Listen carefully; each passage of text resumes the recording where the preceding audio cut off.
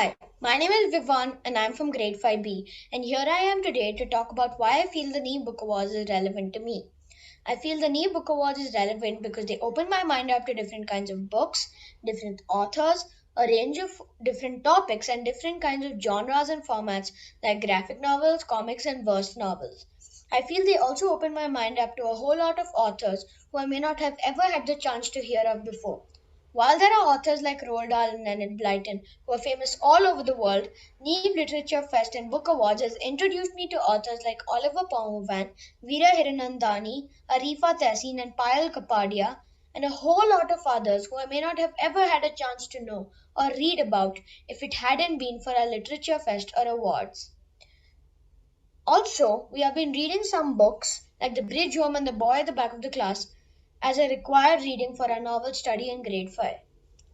Since the awards are given by Neve, I trust to make choices that I am sure to like and enjoy. I also try to read all the books that are being awarded. So these are some of the reasons I feel the Neve Book Awards are relevant to me, and I'm looking forward for the 2020 awards. Thank you. Yes. How could we start without that? Welcome, everyone, to the panel discussion with the authors from the 2020 NEEB Book Award shortlist, Picture Books category. Today, we will hear from the authors share their views on a sense of place in picture books and how place or roots contribute to the narrative of a story. Before we introduce the moderator, we would like to go over some of the housekeeping rules with the audience. Since the panel discussions are only 30 minutes long, we hope to take some audience questions towards the end. You can ask your questions using the Q&A box at the bottom of your screen, addressed to a specific author or to the panel as a whole. I will keep track of the questions in the Q&A box. The panel, which is a sense of place in picture books, is moderated by NLF co-founder Sneha Aip Verma. Sneha runs Nirvana Films, an award-winning production house with a strong national and international presence. But more importantly, she is the designer-in-chief for NEEB Lit Fest and NEEB Book Awards. Who could be better than her to moderate the conversation on these beautifully illustrated stories where the visuals add so much magic to powerful stories? Welcome, Sneha. Thanks, Kavita. And over to you. Thank you. Thank you so much. Hello and welcome to our panel discussion on a sense of place in picture books. We're all familiar with the English adage, a picture is worth 1,000 words. And we all know that a single image can convey multiple ideas and complex thoughts. There is no better way than through images to set a context to help unfold stories. A sense of place is the lens through which people experience and make meaning of their experiences in and with a place. In the picture books category, all our 6 shortlist books have a distinct sense of place, setting, and identity, and are beautifully captured through unique illustrations in each book. Personally, I get drawn into stories through their visual narrative, and I even start to live in those worlds, making the spaces that the protagonists inhabit very familiar and my own. Sometimes when I engage with these books, there is a suspension of my own reality and a deep dive into the tapestry, or should I say artistry in this case, of the world depicted in that book. In fact, I feel like revisiting it again and again to catch new details each time, and I'm sure some of you do the same. So with no further delay, let me get our panel to share how their books help children connect, understand places, gain perspective, and relate with empathy. We have Debjani Mukherjee with her book, Dotted Lines. Can you come on, Debjani? Hello, everyone. Good morning. We have Nandana Devsen with her book, In My Heart.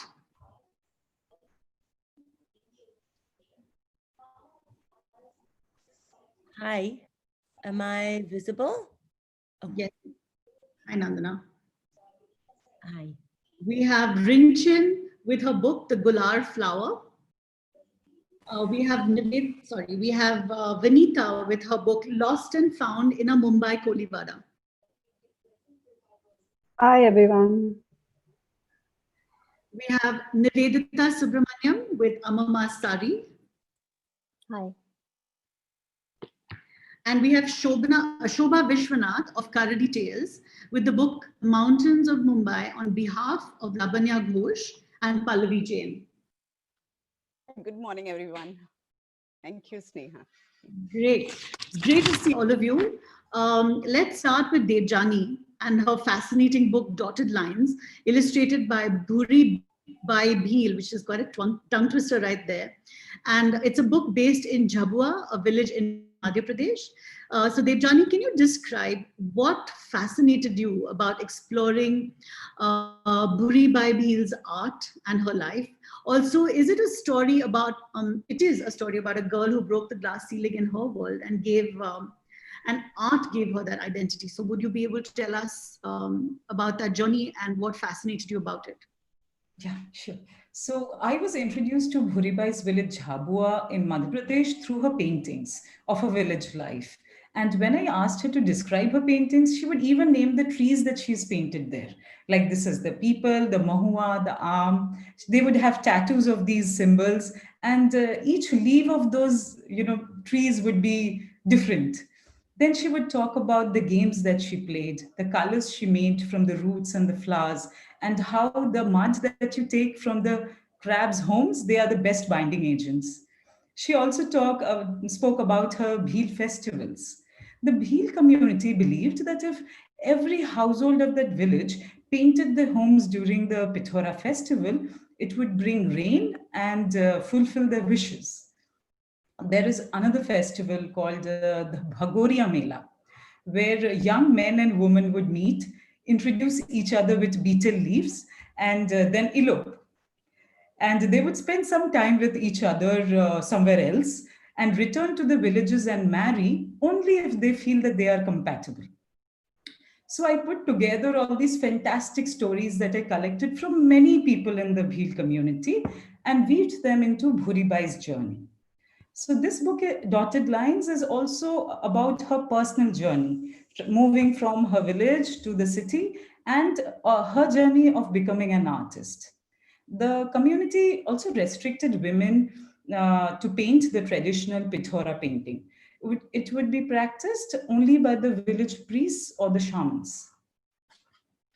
So women would paint, of course, they would paint during other festivals like Diwali or the marriage festival, but they were not allowed to paint or even come close during the Pithora.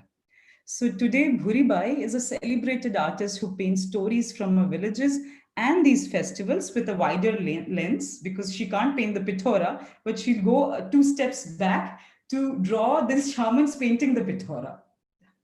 And then she would also teach other Bhil artists in her family and the community to paint and earn a living. Yes. I'm just very curious to know how old she is. She's around 52, 53. Wow. So this has been a long journey for her. Yeah, a long journey. And was she excited when she saw the book? Yes, absolutely. So when I first reached Bhopal, she had an entire wall painted of her life journey, like where she's born and here she's born, she's grown up, and everything in a single canvas. It's not broken down into panels. And so that entire painting, really inspired me to have a book, which is also fluid in that manner. We don't have these boxes and panels. It's truly a beautiful book, and I would urge all of you to actually get a copy and look at how beautifully the art is depicted. So yeah. We're also trying to do a film together, an animation film together. So let's see how it goes. Wow. So yeah, I think because we have such little time, I'd like to move on to the next panelist. Nandana, are you on? Is Nandana online? Hi. Can you see me? Can you hear me? I can, yes, right now. How many hands? All right. So Nandana is right now in a different time zone than us, but let's dive into her question straight away. Nandana, In My Heart is a really enduring story.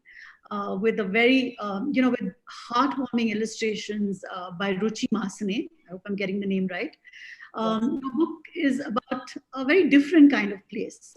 It's the place of family in our lives and finding one's identity. Family is really the epicenter of love and should be for children. And it's lovely to see how subtly and beautifully you've introduced the child in your story to the concept of adoption through the heart mummy and the tummy mummy. What can you tell us about the choices you made while crafting this book to depict one's quest for a place in this world? And why did you choose to tell Mia's story? Thank you so much for your kind words. You know, as you rightly said, In My Heart is about a very different kind of a place, and that is the heart. But in my book, I treat the heart as a place, as a location. So at the beginning of the book, when we meet Mia, we find out that she loves playing hide and seek, and that before she is born, before she came into the lives of her parents, she knew that she was already hiding in the hearts of her parents. We find out at the end of the book that she understands that her tummy mummy, the birth mother whom she's been looking for, can be found in her heart. And that's the place where her tummy mummy will always be, even if she never meets her, which is often the case with adopted kids in India. So she finds her place, she locates her place in the world, I should say, through love, as you said, through family, through community. Why did I write this book? You know, I've been wanting to write it, honestly, for many years, for as long as I've been working with children, most of whom are institutionalized or homeless, because I've been struck by one thing, actually several things. The first thing that I was struck by is the fact that there are so few adoptions happening in India, in a country where we know that hundreds of thousands of children need loving homes. There just is not the numbers, we can't find the numbers that we should have.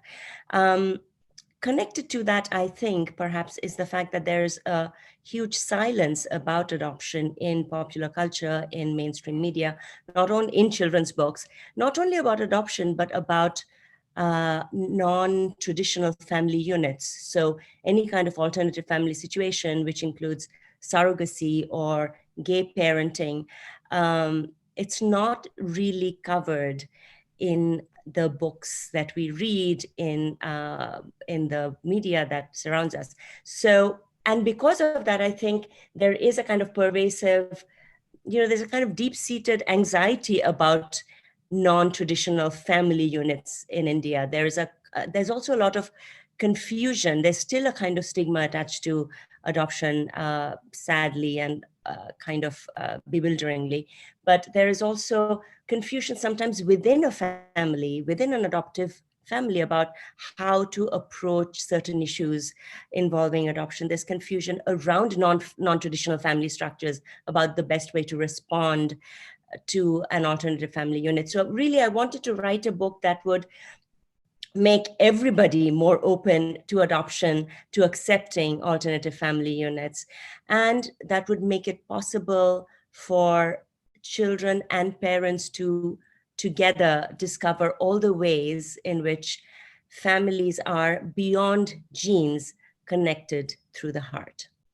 That's a really fascinating thought. And I think that's a minefield right there. There's lots that can be done right with that topic. So thank you for that, Nandana. And thank you. I know it's very late in the part of the world that you're at, but yes, it's 1:30. Well, Rinchin, are you around? Are you there with us? So Rinchin's written a book called Gular, and it explores a place of its own, the simple joys and challenges, despite the harsh realities in which the protagonists of the book live. Very fascinating to see, and Vipul Verma, whose illustrations are really intriguing. All of you must try and see, get a copy of the Gular Flower. So, Pinchon, could you tell us a bit about why you believe that everyone should have stories from the world around them to think about? I remember reading this in a quote that is mentioned. Why is it that it's important? Yeah, it's the gular flower. The gular, is it? Gular, yeah. It's a very common tree. If you see it around, it's from the ficus family, but it's a flower that it actually is not a flower. The fruit itself is a flower. So there are myths around it that आप तो गुलरी के फूल हो गए. The fact that you can't see the flower, but everyone thinks that there is a flower.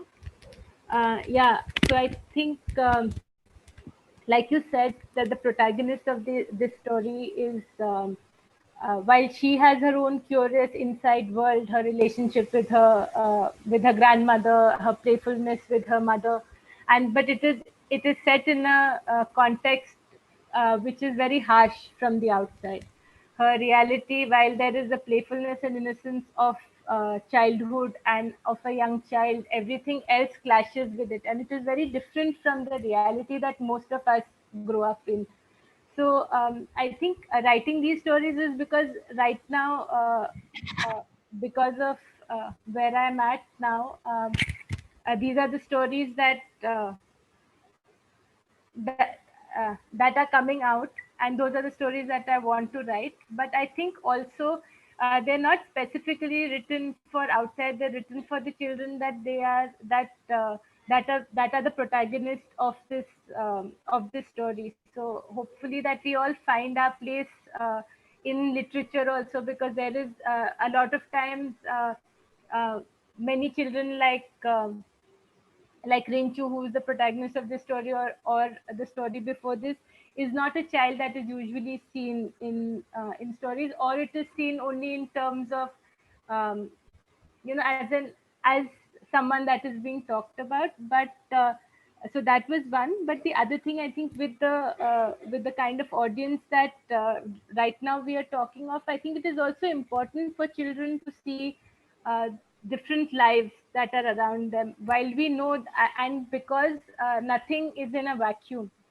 So when we talk about the harsh reality that Renchu is living in, it is a part of that society, and it's a created harsh reality. And how, as people of privilege, we are also in many ways complicit in creating those harsh realities for someone. So I think, because now, like, for readers who are not like Renchu, who are from privileged backgrounds, I think it should raise questions as to why there are some people who live in a certain, or have to live in a certain way, and how we as a society are complicit in creating the kind of difficulties that they face. Also, I think for many things, this is much because this is a picture book, and I know the readership is young, but the story is also come out of a larger story that probably can also be a story for young adults. And it talks about Rinchu in all the things that are happening, being picked up by the police because she's from the Pardi community, and because it is a criminalized um, tribe, and constantly, whenever we know that whenever there are thefts in the city, it is some people who are constantly targeted. And as the larger middle class and the other society that is, we sometimes in silence see what is happening to them. And there is a certain silence and a certain blindness. And I think as we grow up, as the children who are reading this and who are also in the audience in our schools, when they grapple with even questions like reservation, when people talk about why should there be reservations for the scheduled caste and scheduled tribe children, why should the tribals and Adivasis get reservations? I think when you see these realities and you see how different they are from us, but not just from curiosity and to see it as a beautiful story or an exotic story of of someone, but to see how in society. How the society creates these inequalities, and how many of us are people who benefit from these privileges, and how we should think so that things can change. Absolutely. So I think that's the reason that Also because one doesn't write it, one doesn't think, but I think of a particular audience when you write. But I think it is very important because the stories go out to everyone. So on one hand, for uh, the children like the protagonist to see someone like them is one thing, and for people who are not like them to see someone as a person, to see that person as a dignified person, and to also actively think about why certain realities are very harsh. So That's a really valid point, Rinchin. And the thing is with books, what you're doing is you're trying to get children to emotionally engage and empathize and see different realities and understand that they must sort of embrace their worlds, not only sort of in an insular way, but look outside and see and relate. So thank you so much for that. yeah, I just want to say, more than embrace, they need to challenge. Yes. They need to challenge the norms and the kind of things that have always been told to us, and how we sort of take our privilege for granted. I think that is something that they also need to acknowledge. We I think, as like the need to acknowledge and then challenge and then strive to change. So yes, that's something I hope will come. Thank you. Thanks, Rinchin. Because we really don't have very much time and we started late, I think we should rush through the remaining part. Vinita, your book, Lost and Found in a Mumbai Kolivada and illustrated by Kripa, evokes a sense of Mumbai true to its original inhabitants, the fisher folk of coastal Mumbai and their fishing lives, the fact that they sell and eat that fish. Could you tell us why that's an important story to tell, and also what City Mosaics is as a project, and why is it important to tell the story of Mumbai to children? Thank you, Sneha. I'm going to answer your second half of the question because I will answer the first part of the question. The City Mosaic series was actually taken up by the People Place Project. And People Place Project works in the space of exploring text as a tool of placemaking. And City Mosaic series was born of the fact that we felt there weren't many books for very, very young kids that told you about the place that they were living in. Just to take the example of Lost and Found, which is technically a story of a village in a city and specifically of a community, the original inhabitants of one of the original inhabitants of this city, Mumbai. To create a story that may seem very local, but is really global. The fact is that there are villages in cities all over the world, and there are villages in cities in our country, and they just seem to get pushed back, and they just seem to be invisible. So we started with wanting to write about actually one river in Mumbai, the Mithi River. And if you're a Mumbaiker, you will know that every time it rains, we talk about the Mithi River. Is it a river, first of all? And the fact that if I can promise you that if I talk to the first 10 Mumbaikars who come in and ask them to name 3 rivers in Mumbai, and Mumbai is an island city. Mumbai is a city surrounded by the sea, and we don't know that we have rivers. The fact is that, so we decided that we don't want to write just books that would talk about just one thing or 2 things, because how do you describe a place, right, that you live? It's this and this and this, and all the invisible thises that also exist. But a series that fosters a spirit of city consciousness. We decided that we wanted to do books and build a narrative for very young kids that would reread the city. Lost and Found happened to become the first in the series, and it is about the Koli community. There are 80 fishing villages right now in Mumbai, and but essentially it examines one small village in Mumbai, and there are so many of these, in Mumbai. And the premise is that, premise being that metros and cities all over the country are full of tiny villages, or gauthans, or varas, or whatever you call it in your language, in that place. So at one level, it is, like you say, fisher folks of coastal Mumbai. It is also potentially the story of every built space that we live in, anywhere in the world.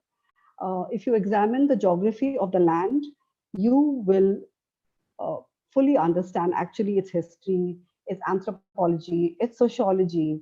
So Lost and Found may seem very local, but actually it's really, really global. If you look at the landform of where you're living in, you will actually know what the geography will tell you the anthropology, the history of that place. Um, um, and we believe that each book is a mosaic that will come together to build the collective story of the city that we live in. In pockets, the pockets of our city that we zoom past as privileged people, events that define our cultural heritage and our relationship with both the natural and the built environment that surround us.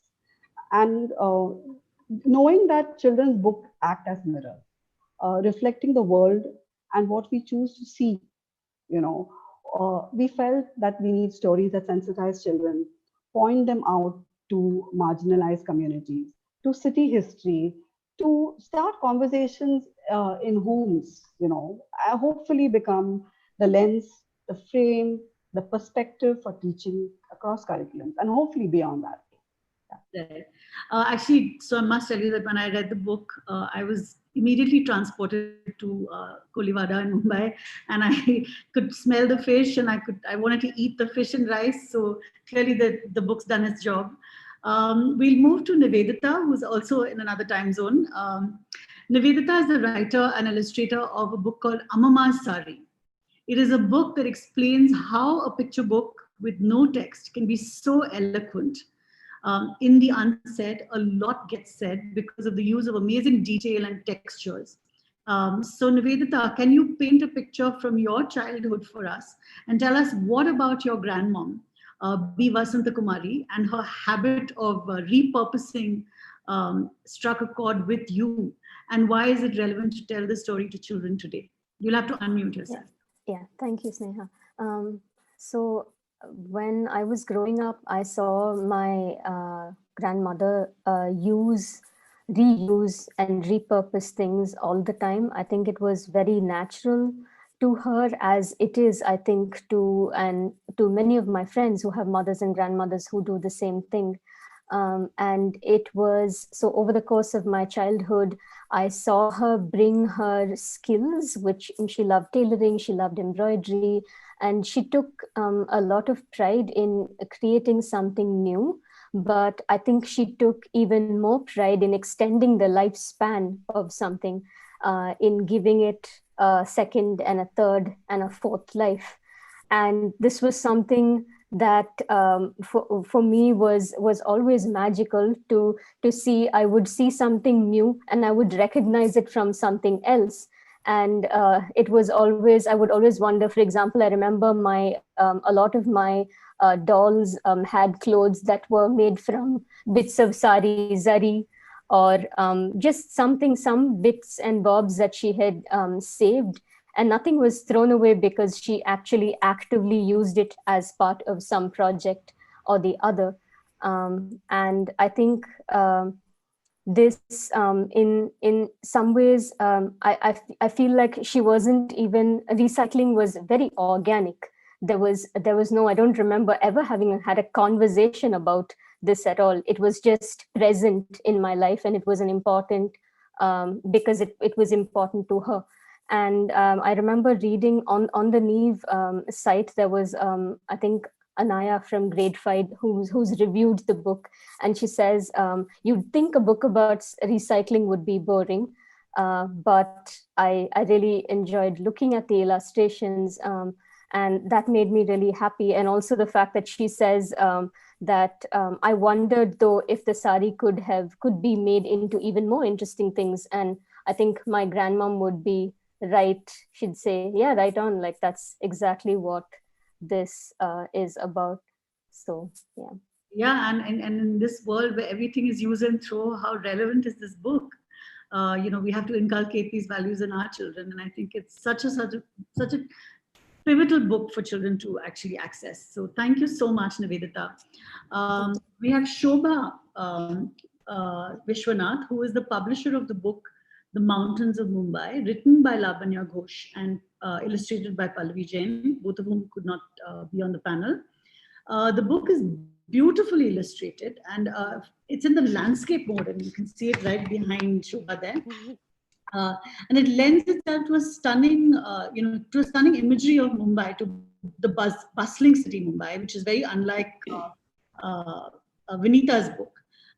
So the use of saturated colors, high contrast, amazing textures, and great characterization makes the book quite an aesthetic delight.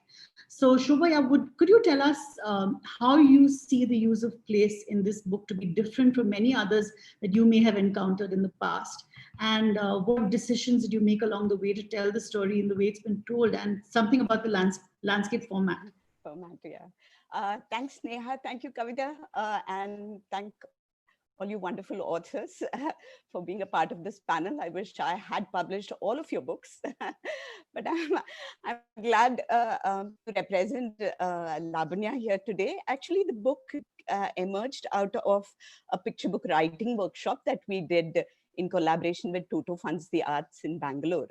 And Lavanya works with a whole bunch of kids from disadvantaged backgrounds, and she always came up with these wonderful ideas because she got stories from the children's point of view.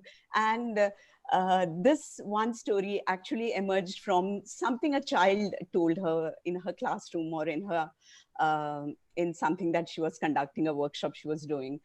So this is a very, very simple story, and true to the picture book style, it is the illustrations that do so much of the talking here.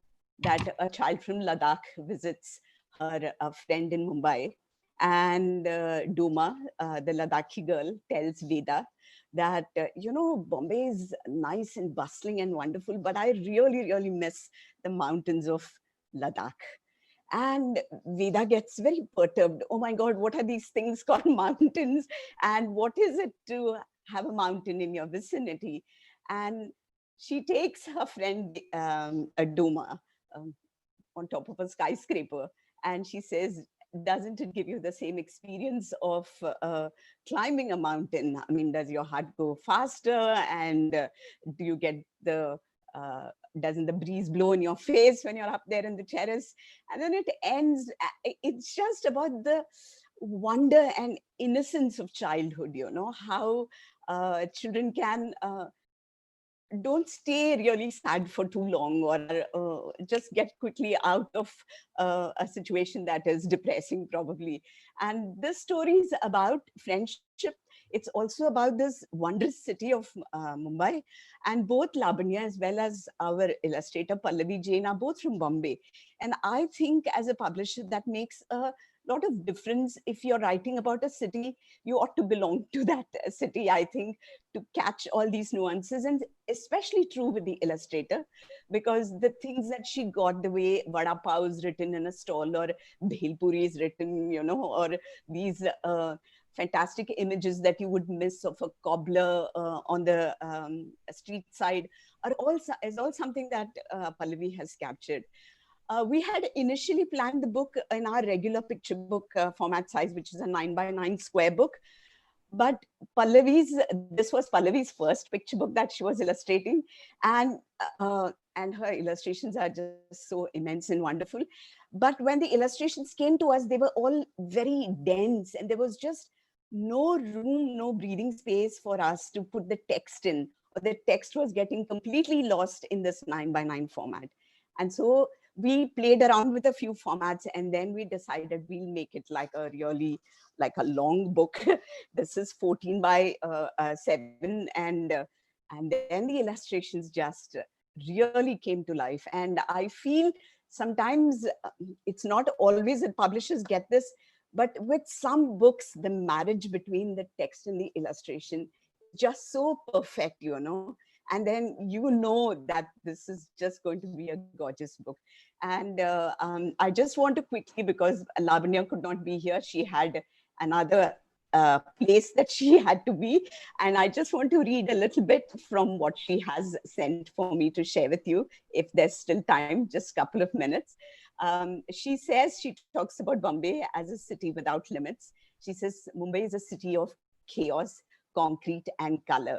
the city, but the cosmopolitan coastal city is generous in accommodating its inhabitants, giving them the space to grow, dream, create, and ultimately become whoever they want to be. A city that is known for its resourcefulness, Mumbai lends meaning, beauty, and joy to its citizens. Is an empty road on a Sunday not the perfect ground for a game of cricket? Don't steep flight of stairs make for an intense workout? Does a balcony not present great potential for a herb patch with square foot gardening? And doesn't the terrace of a building make for an open space for the community to enjoy a piece of the same sunset that it otherwise obscures? All it takes to discover the true beauty of Mumbai, or any other city for that matter, and its infinite wonders, is a bit of imagination and a lot of heart. Thank you. Thank you so much. Thank you so much for that. And I think we're really running out of time now. So in conclusion, thank you all. And congratulations to all of you for being part of the shortlist. And I hope that you inspire a new thriving community of writers, illustrators, and publishers to bring us several more delightful books for children. And once again, much, much gratitude. Do join us on track 1 to continue into the rest of the festival. So thank you so much. May I request the panelists of Picture Books to maybe respond to the questions in the Q&A box. There's one question from from an attendee in Mysore. It would be lovely if some of you could type a response to that. And it's a very provocative question, so it would be lovely. Thank you so much, all of you. This has been wonderful. My love for children's literature probably began possibly in my childhood, but truly began with picture books when my own children were born. And I was wondering why we didn't have picture books when we were young. So that is where my love began. And listening to all the stories today, it's just been wonderful. I won't take any more time. Thank you so much for joining us. It'll be great if we could have the panelists for the young adult books on now, but starting with Colin, the moderator. Thank you so much, all of you.